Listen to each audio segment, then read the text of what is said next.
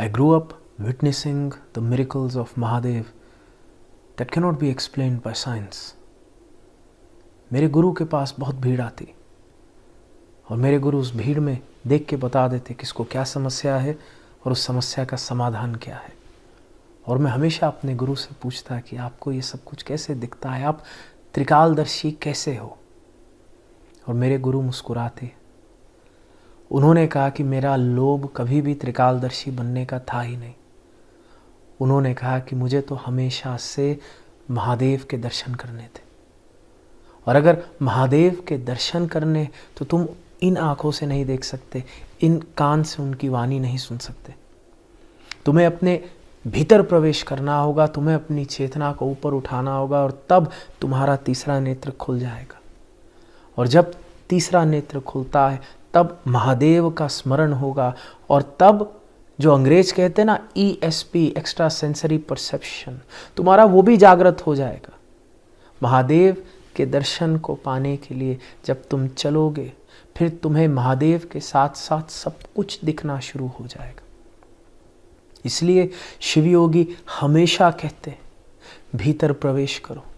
जिस शिव को तुम खोज रहे हो उस शिव के दर्शन तुम्हें इनर पिलग्रिमेज से प्राप्त होंगे। जब तुम एक कोने में बैठ के अपने भीतर शून्यता को जागृत करोगे, शांति को जागृत करोगे, जब तुम अपने अंतर्मन में डुबकी मारोगे, तो वहाँ पर तुम्हें तुम्हारे शिव मुस्कुराते हुए दिखाई पड़ेंगे।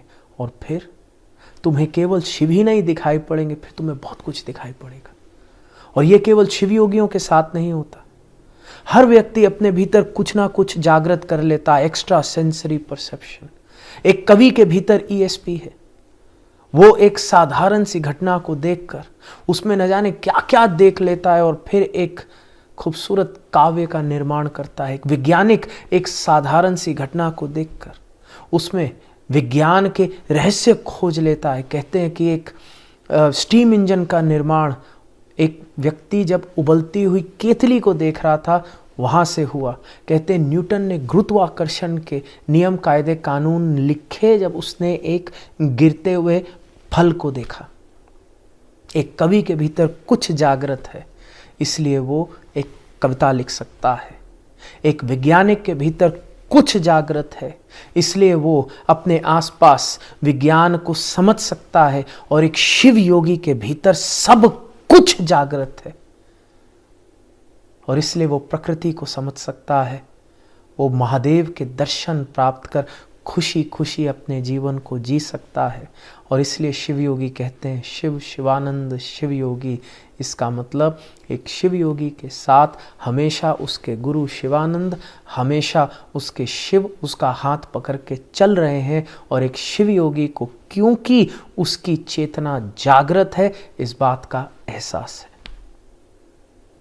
Bless you.